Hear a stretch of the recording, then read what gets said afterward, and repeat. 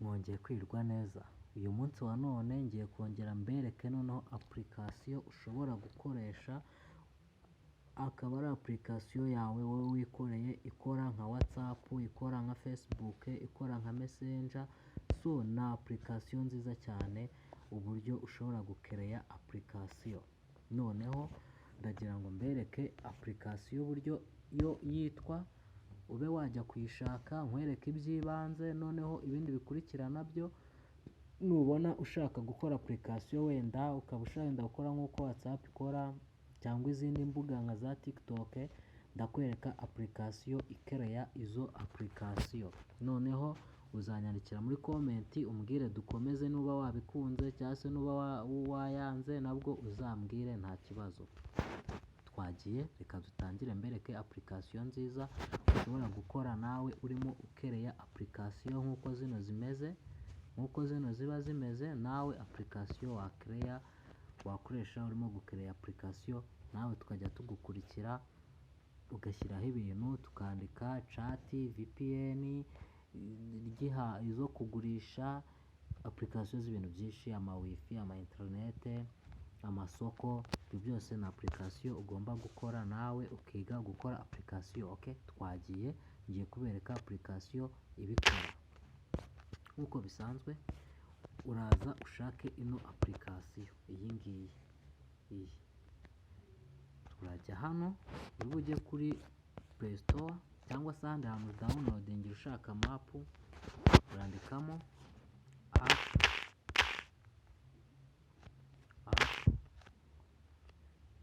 create. Okay, app iyi ngiyi ya mbere, iyi ya mbere cyangwa se ino ya kabiri, iya mbere cyangwa se iya kabiri, imwe muri zo irabikora. Nareka nkore kuri iyi ngiyi ya kabiri, ni iyi ngiyi. Iyi niyo app uri bushake, iyi niyo app uri bushake ugashyira muri telefone yawe. Dore njyewe murimo murabibona ko njyewe ngiyi nge ndayifite, urimo kubona ko hano hariho akavi ndayifite nge, n'ubundi nsanzwe n'ubundi mfite ama application nakoze nuko nayo nayarangiza. Noneho numara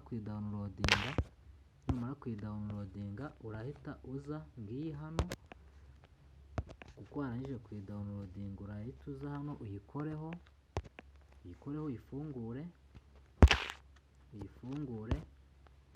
kanyitangire murebe. Okay, ubu ngubu gutya ibitangiye. Noneho hari utuntu nshaka kwigishaho. Aha hambere niho gukereya app. Iyo usanzwe uyifitemo nabwo barabikwereka, ni hano reka mbibereke. Noneho tuvuge urashaka gukereya app, nibwo bwa mbere ushaka gukereya app, ni ubwa mbere urakoramo hano hambere ukereye.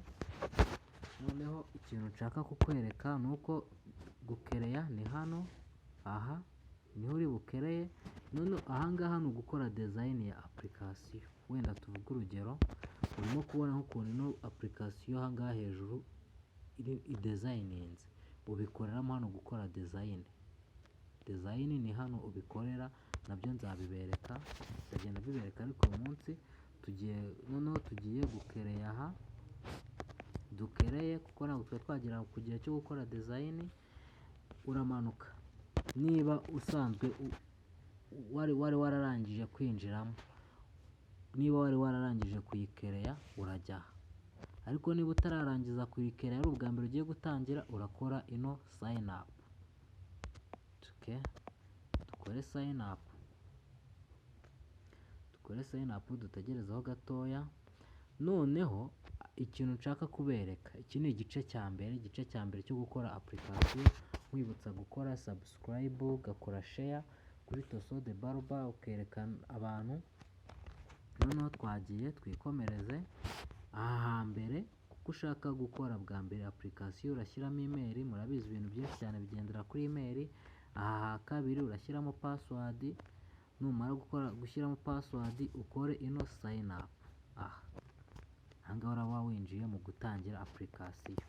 Ndagira ngo mbereke application yacu imaze imyaka 10. aha ngaha umuntu akiriye application nyine ibi ngibi ni abantu nyine bamaze kuyidawunirodinga igihe maze abantu bamaze kuyikereyaho, so ni uko dore application tugiye gukora wenda yaba imeze nka gutya. Ahangaha baba barimo baguhitishamo uburyo kureri iri buze isa, urahitamo kureri iraba isa gutya, iraba isa nka gutya, kureri iraba isa nka gutya, cyangwa kureri iraba isa nka gutya, iraba isa nka gutya. Aya ni amakureri nyine uburyo bashaka ko application yawe wenda yaba isa, murimo murabireba uburyo yaba imeze ni uku nguku. Iyo usanzwe uyifitemo wandika hano izina, wandikamo hano izina, aha wandika izina hano, ugashyiramo country yawe ni igihugu, twe turi mu Rwanda washyiramo u Rwanda, cyangwa se wenda utari mu Rwanda washyiramo ahandi hose uri. Ahangaha ugashyiramo email yawe, ahangaha ugashyiramo password ya email, wamara gushyiramo password ya email ukahita ushyiramo hano akavi, ahangaha ukozamo akavi ubundi ukahita usendinga, ukahita wemeza ukinjira muri application yawe. Iki ni igice cya mbere cyo gukora application, nzagaruka ubutaha ndimo kubereka igice cya kabiri cy'uburyo noneho ukora application, nzabereka igice cya kabiri uburyo uyikora neza.